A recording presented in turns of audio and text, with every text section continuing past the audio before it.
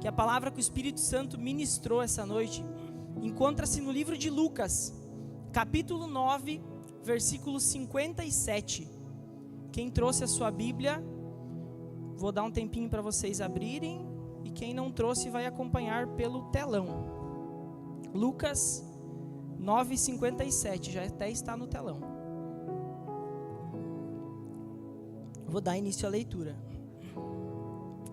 Quando estavam andando pelo caminho, uma pessoa declarou a Jesus: eu te seguirei por onde quer que andares.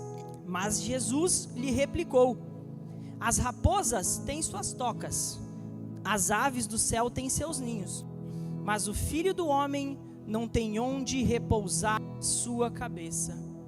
Amém? Irmãos, quando eu li essa passagem, é uma passagem muito conhecida, né? Muito usada, porém eu acho que tem mais coisas para extrair dessa passagem aqui. E quando eu li ela, a primeira impressão que ela passa, e é real o significado que ela passa, é que Jesus fala que não é fácil seguir ele. A gente vê que ele encontra um rapaz, fala que é uma pessoa, né? Encontra alguém no caminho, e esse alguém fala para ele que ia seguir ele. Mas veja só como Jesus nunca falou para a gente que é fácil seguir ele.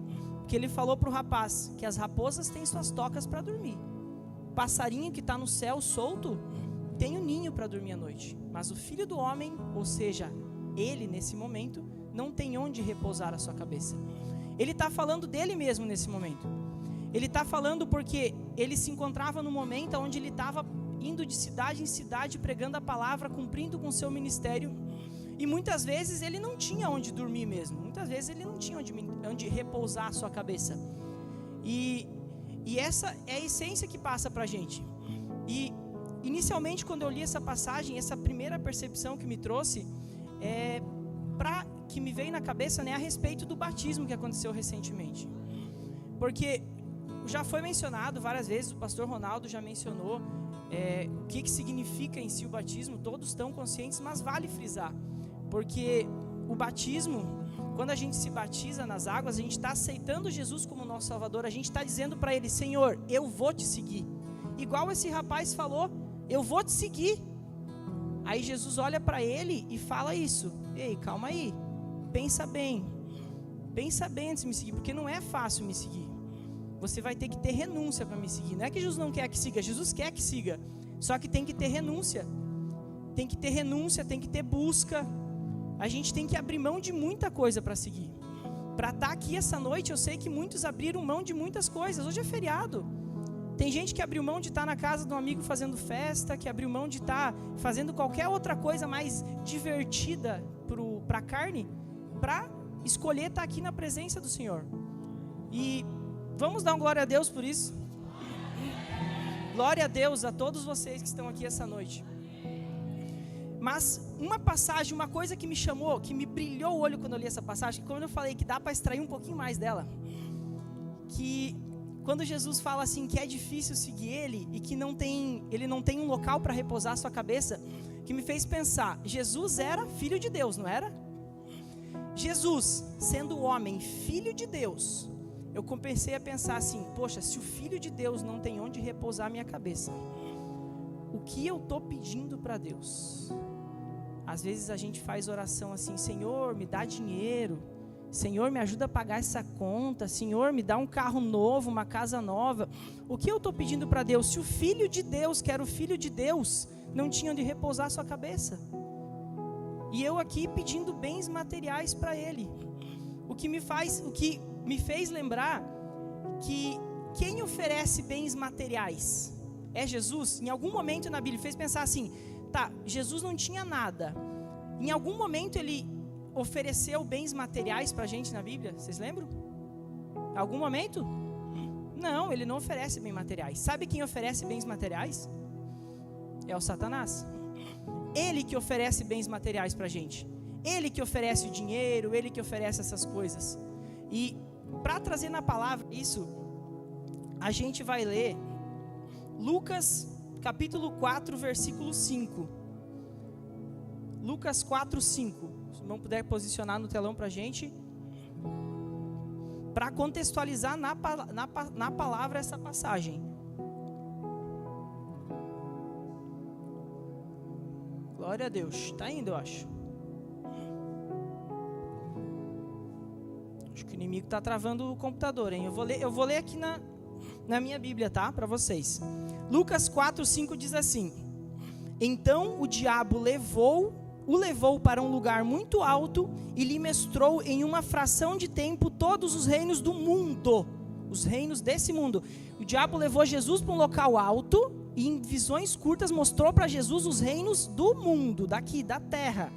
E lhe propôs: Te darei todo o poder sobre eles e toda a glória desses reinos, porque me foram entregues e eu tenho autoridade para doá-los a quem bem entender.